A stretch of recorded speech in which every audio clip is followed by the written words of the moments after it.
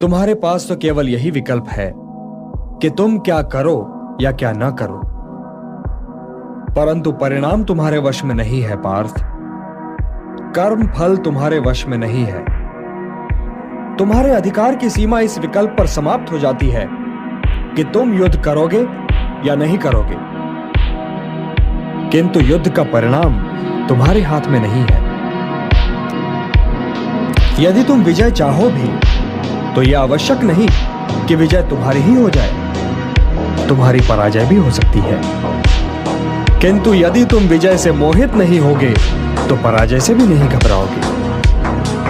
यदि तुम ये सोचो पार्थ कि चाहे विजय हो चाहे पराजय, किंतु तुम तो केवल इसलिए युद्ध कर रहे हो कि युद्ध करना तुम्हारा कर्तव्य है, तो विजय के सुख या पराजय के दुख का प्रश्न ही नहीं उठता। विजय और पराजय, जीवन और मृत्यु, सुख और दुख के प्रश्नों में ना उलझो और युद्ध करो। यदि इस युद्ध में तुम्हारी विजय हुई तो पृथ्वी का राज्य और यश भोगोगे, और यदि वीर गति को प्राप्त हुए तब भी यश के साथ साथ स्वर्ग पाओगे। इसलिए हे कौन्तेय, उठो, सुख दुख, लाभ हानि, जय पराजय सबको समान समझो और युद्ध करो, कि यही तुम्हारा क्षत्रिय कर्तव्य भी है और मानव धर्म भी।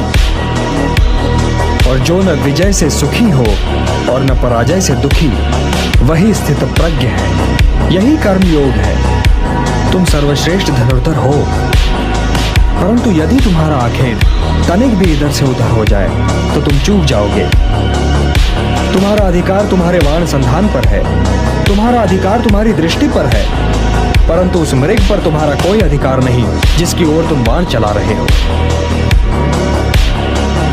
हे धनंजय, सत्पुरुष कभी अपने अधिकारों की सीमा का उल्लंघन नहीं करते।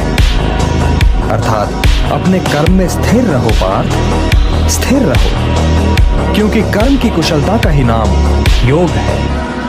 मेरा हाथ तो अब भी गांडीव की ओर नहीं बढ़ रहा है केशव। मेरी समझ में तो अब भी ये नहीं आ रहा है कि इस युद्ध से लाभ क्या होगा। तुम ये निर्णय केवल इसलिए नहीं ले पा रहे हो पार्थ कि तुम इस क्षण को केवल व्यक्तिगत लाभ और व्यक्तिगत हानि के तुला में तोल रहे हो। यही तो मोह का बंधन है पार्थ, यही तो तुम्हारे शोक की जड़ है, और इसीलिए तुम्हारा ये कायर, पलाय और कलंक में डुबोने वाला शोक न तुम्हारे हित में है और न ही समाज के हित में। यह शोक न वर्तमान के लिए शुभ है और न ही भविष्य के लिए। लाभ और हानि की इस कामना में न भटको पार्थ, न भटको, केवल कर्म करो, कर्म। हे पार्थ।